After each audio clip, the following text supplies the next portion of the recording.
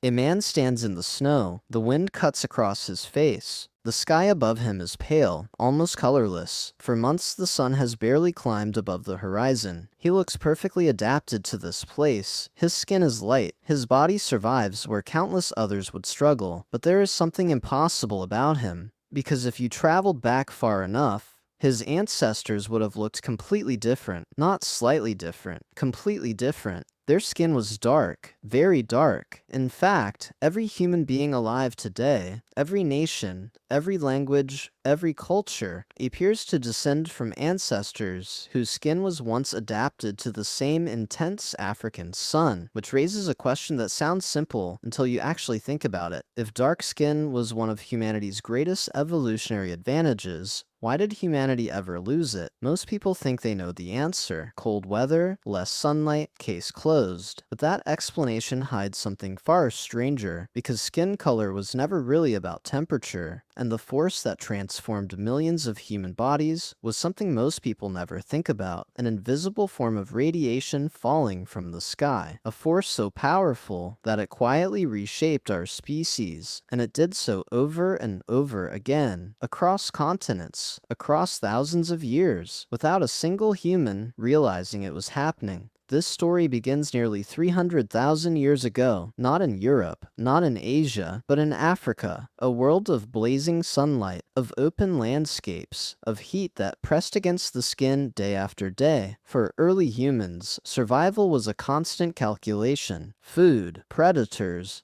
disease, competition. But another threat existed above all of them: the sun. Today, sunlight feels harmless, pleasant even, but for our ancestors, too much sunlight could damage DNA, disrupt reproduction, and threaten future generations. The human body needed protection, and evolution found an answer: melanin, a pigment so effective that it became one of the defining features of our species. Dark skin wasn't a coincidence. It was a biological shield, a masterpiece of adaptation. For tens of thousands of years, it worked almost perfectly. Then, humanity made a decision that would change everything. People left, not all at once, not in a great migration, just small groups disappearing beyond familiar horizons. One valley farther, one coastline farther, one generation farther, until eventually humans found themselves living beneath skies their bodies had never experienced before. And that's where the mystery begins, because the farther north they traveled, the less sense evolution seemed to make. Dark skin had protected humanity for countless generations. It had been selected for again and again. Nature had invested heavily in it. Yet suddenly, that same advantage became a liability. Imagine spending your entire life building armor, then waking up one day to discover the armor itself is killing you. That was the trap. The farther humans moved from the equator, the weaker sunlight became. The change was subtle, almost invisible. No one would have noticed it happening, but their bodies did. And slowly, a silent crisis emerged. Bones weakened, immune systems struggled, children developed deformities.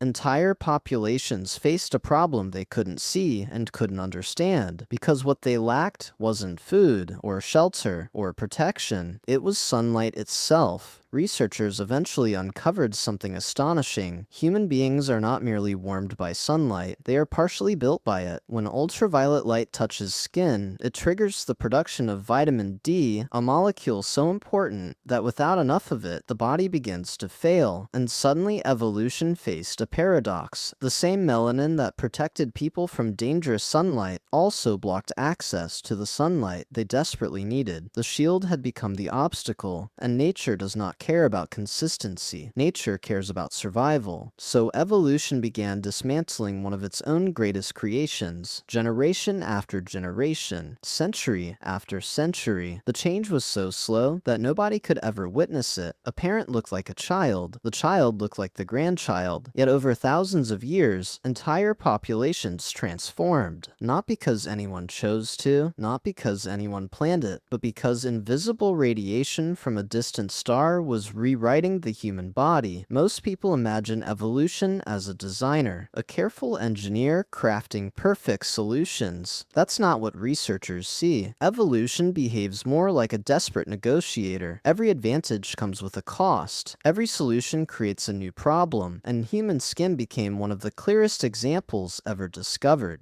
Then scientists uncovered another surprise. Europeans and East Asians often have similarly light skin. For a long time, many assumed the trait emerged through the same evolutionary pathway. It didn't. Researchers found something unexpected buried inside human DNA. Different populations arrived at similar outcomes through different genetic routes. Nature had solved the same problem multiple times, independently, like separate civilizations, inventing the wheel without ever meeting. The deeper scientists looked, the stranger the story became, because many of the physical traits people notice first are incredibly recent in evolutionary time. They appeared moments ago. The categories people often treat as ancient and permanent are actually among the newest chapters of the human story. Beneath them lies something remarkable. The overwhelming majority of human DNA is shared. The differences that seem so obvious are, biologically speaking, paper-thin, visible, but surprisingly shallow. And perhaps that is the most unsettling realization of all. For centuries, humans have attached enormous meaning to skin color, power, status, identity, division. Entire histories have been shaped by it. Yet from evolution's perspective, skin color was never a statement. It was never a hierarchy. It was never a destiny. It was simply a negotiation with sunlight, a temporary solution to a geographical problem, the visible record of ancient environments acting upon the human body. And when viewed from enough distance, something extraordinary appears. The story was never about some humans becoming white or some humans remaining dark. The story was about a species being molded